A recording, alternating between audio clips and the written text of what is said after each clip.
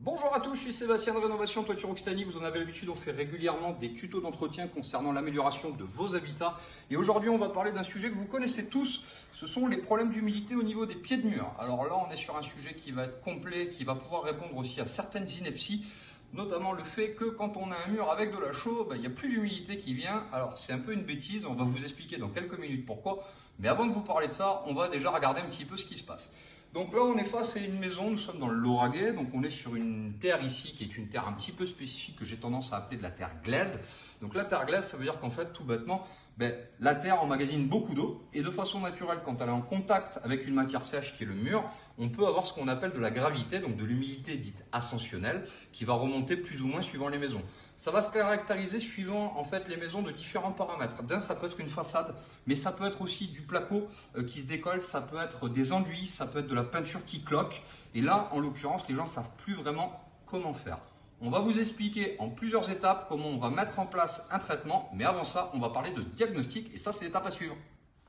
Donc première étape, ça va être effectivement le diagnostic. Il y a deux façons de diagnostiquer une problématique d'humidité dans un mur. La première, c'est ce qu'on appelle la bombe à garbure. Ça voudrait dire qu'en fait, je perce le mur, je récupère en fait les réticulats qui sortent du perçage, je les mets dans une bombe qui, elle, va avoir des produits chimiques. Et par rapport aux produits chimiques, ça va nous donner le taux d'hygrométrie qu'on retrouve dans le mur. Aujourd'hui, j'en ai pas, donc on va fonctionner d'une façon différente. Première étape, on va utiliser ce qu'on appelle un spectro. Donc le spectro, c'est pas compliqué. Je suis fait d'humidité, vous l'entendez, ça sonne. Je vais te demander de te rapprocher, d'accord? Et là, on va le mettre contre le mur. Donc, on voit bien, c'est à 0. D'accord? Et là, en surface, on retrouve un taux d'hygrométrie, et quand ça sonne, c'est qu'il y en a beaucoup, qui est supérieur à 90%. Donc, on l'arrête parce qu'autrement, il ne va pas arrêter de sonner dès le moment où on va le mettre en contact avec quelque chose d'humide. Là, on va voir ce qu'on appelle un détecteur d'humidité, donc un testeur d'humidité qui va lui nous donner ce qu'on appelle dans le mur. Donc, on va bien piquer en fait la matière. On va attendre le résultat par rapport à ça, d'accord? Et là, on a un taux d'hygrométrie dans le mur qui est supérieur à 50%. À savoir qu'aujourd'hui, un taux d'hygrométrie normal ne doit pas supporter plus de 10 à 15% maximum. En général, on est entre 7 et 10. Là, on a déjà des taux d'hygrométrie qui sont plus à la normale. Donc, on va vous expliquer étape par étape comment on va mettre en place ce traitement. Et ça, c'est les étapes à venir. À tout de suite. Donc la deuxième étape, ça va être parler de toutes les inepties qu'on peut entendre parler dans le cadre de l'assèchement de mur. Alors, il faut mettre des façades en chaud. Là, en l'occurrence, on est en plein dedans. C'est-à-dire que la cliente, elle a suivi, entre guillemets, son instinct. Elle avait peut-être déjà entendu ça de la part des vieux. La chaux, c'est la solution à l'humidité. On peut s'apercevoir que ce n'est pas le cas. Deuxième paramètre, et voire pire, je reviens même de suite dessus, la chaux c'est une matière hyper sèche, donc de façon naturelle, ça va capter l'humidité en fait qui vient du sol, donc ça va être propice à refaire monter encore plus d'humidité. Deuxième point, c'est le drain. Alors beaucoup de gens vont me dire, on va mettre un drain. Oui, le drain va drainer l'humidité résiduelle qu'on va retrouver sur une partie et une hauteur du terrain. Donc ça va guider à un tout à l'égout ou potentiellement un réseau pluvial. Mais on est bien d'accord que la fondation du support aujourd'hui, elle va quand même remonter sous le sous-sol l'humidité qui est résiduelle. Donc ça ne résolvera pas complètement la solution. Nous, on va mettre en place une étape de traitement qui va être simple. Donc on va commencer par se protéger. Donc première étape, casque anti-bruit parce que ça fait quand même un petit peu de bruit. D'accord ? On va avoir une mèche donc, de perçage qui fait 12 mm d'épaisseur. On peut s'apercevoir qu'ici, on a mis un élément qui va être une butée qui va nous permettre de savoir exactement à combien on va percer. Là, on a fait une pige. Donc la pige va nous permettre de savoir que quand on va percer tous les 12 cm exactement. Et on va percer exactement à 50 cm d'épaisseur qui correspond à l'épaisseur de ce mur. Et on va aller chercher, bien entendu, la fondation. Donc là, c'est parti.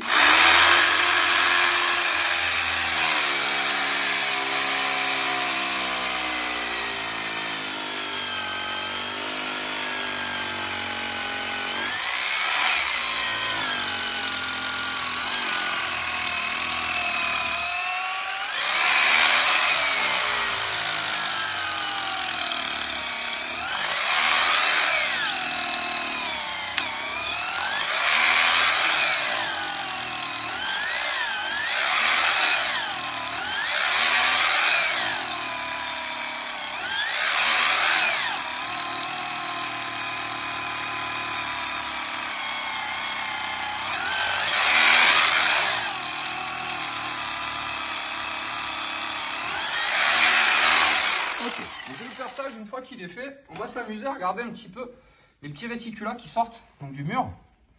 Donc, je vais vous montrer. Je sais pas si vous voyez là, on a une petite pâte en fait qui est bien homogène.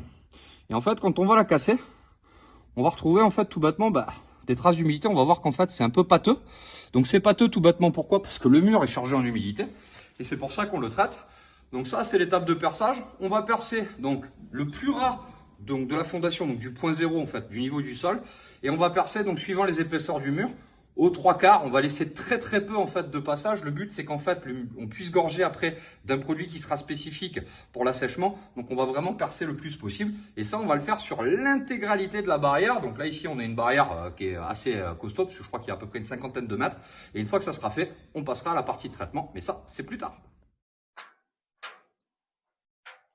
Donc nous voilà sur le principe donc du traitement et d'assèchement de mur. Alors l'assèchement de mur, je vais toujours comparer ça avec un sucre et une tasse de café, vous allez vite comprendre. On va estimer que la terre est la base qui est chargée d'humidité, le sucre est votre mur qui est une matière sèche, et quand on va le mettre en contact avec le sucre, c'est pas compliqué, qu'est-ce qui va se passer par capillarité?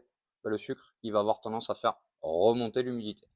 Donc nous, on s'est amusé à faire un petit traitement, c'est la même chose, le même sucre, mais on s'est amusé à le traiter, ça veut dire que ce matin, on s'est amusé volontairement, je vais l'avancer pour bien que vous le voyez, d'accord, à mettre notre produit dans du sucre, d'accord, et on peut s'apercevoir que le sucre, même en contact, donc je ne sais pas si vous le voyez bien, je vais essayer de bien immerger pour que vous le voyez bien, il n'y a pas de remontée capillaire, ça veut dire qu'en fait, mon sucre, quand il est en contact du café, lui, il absorbera absolument pas, et il pourra absolument pas laisser remonter en fait, à la différence de celui-ci, d'accord, puisqu'en fait, on a fait un blocage. Les produits qu'on va utiliser sont ce qu'on appelle des produits qui sont des produits de contact. Ça veut dire qu'en fait, quand ils sont en contact de l'humidité, ça durcit et ça limite complètement en fait la remontée capillaire à 0. Ça veut dire qu'en fait, on va complètement assécher votre mur.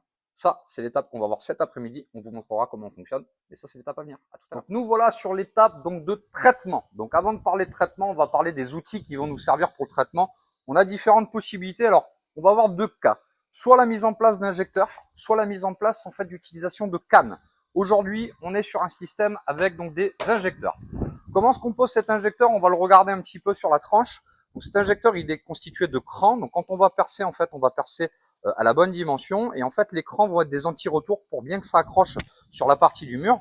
Dedans, je ne sais pas si on va le voir, on a une petite bille qui est en acier, qui fait office de clapet anti-retour. Et on va donc utiliser ce produit qui va nous permettre tout bêtement d'injecter le mur. Alors on va regarder un petit peu comment ça va se composer.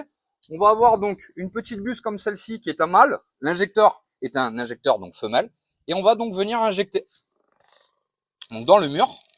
Et on va injecter le plus longtemps possible. Le but, c'est vraiment qu'il y ait un reflux donc du produit, d'accord?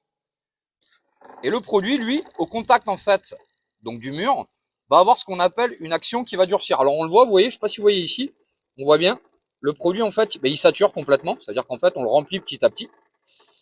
Et au contact de l'humidité, il va avoir une petite particularité, c'est qu'il va durcir. Donc on le voit, vous voyez, il y a un reflux naturel en fait du produit. D'accord. Et nous on va lui en donner un maximum, de manière à ce qu'en fait, la rase sanitaire dont on vous parlait la dernière fois, qui est logée vraiment en direction de la fondation, se fasse le mieux possible. Je ne sais pas si vous voyez les injecteurs, ça a tendance légèrement à resuinter. Mais ça veut dire tout bêtement que le mur, il est complètement plein de produits. Une fois qu'on a fait cette opération-là, il nous restera une dernière étape, ça sera l'application d'un neutralisant concernant les sels, mais ça c'est l'étape à venir. Donc dernière application, on va appliquer ce qu'on appelle un neutralisant. Le neutralisant va neutraliser les sels qui sont inhérents à la déstructuration en fait de ce qu'on peut retrouver sur les murs. Donc là on va l'appliquer tout bêtement en pulvérisation, en basse pression, il n'y a pas besoin de pression haute, d'accord? Et on va bien saturer le mur de manière à clôturer un épisode de traitement complet, d'accord? Comme on peut le voir, je ne sais pas si vous le voyez bien sur la vidéo, mais on a vraiment percé tous les pieds de mur à peu près tous les 12 cm. Et là, on est au bout du traitement. Donc là, on sature bien toute la partie pied de mur pour être sûr que les sels ne continuent plus en fait leur efflorescence. Et une fois qu'on a fait cette opération, on pourra considérer que le mur il est traité dans sa globalité. C'est l'étape de fin. Vous avez peut-être un projet similaire à celui-ci, un seul numéro à composer, 05 61 63 28 17. On est sur tous les réseaux sociaux, TikTok, YouTube, Instagram, Facebook, tous les réseaux qui peuvent exister. Je vous souhaite à tous une très bonne journée. N'hésitez pas à le partager un maximum et je vous dis à bientôt. Ciao, ciao.